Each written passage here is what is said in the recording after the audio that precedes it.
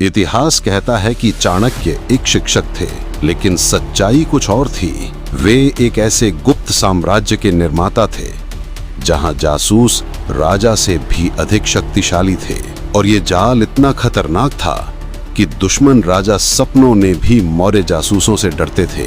मौर्य काल में सत्ता तलवार से नहीं, गुप्त सूचनाओं से चलती थी।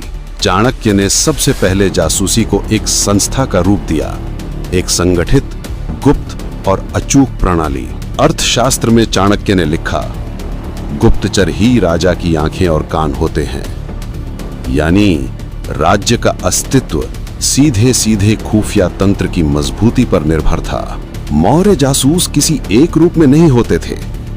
वे व्यापारी थे, साधु थे, भिक्षुक, यहां तक कि नर्तक और कलाकार भी। महल के भीतर की जासूसी महामात्र और संधि विग्रह के नियंत्रण में चलती थी।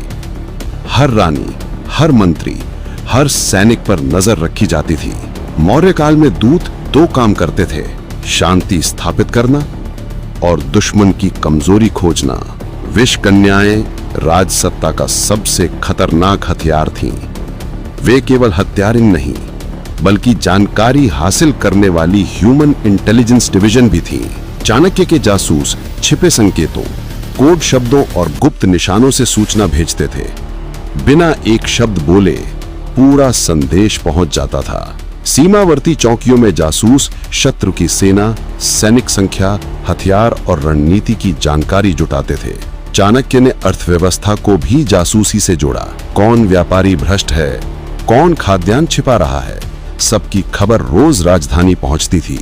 मौर्य साम्राज्य की शक्ति तलवारों में नहीं थी, बल्कि उन अनदेखे सैकड़ों जासूसों में जो हर जगह मौजूद थे, हर सवाल का जवाब ढूंढते थे और हर खतरे को जन्म लेने से पहले खत्म कर देते थे। और आज भी इतिहास की धूल में छुपा मौर्यकाल हमें सिखाता है, राज्य वही टिकता है जिसकी आंखें खुली हों और दुश्मन सोता रहे।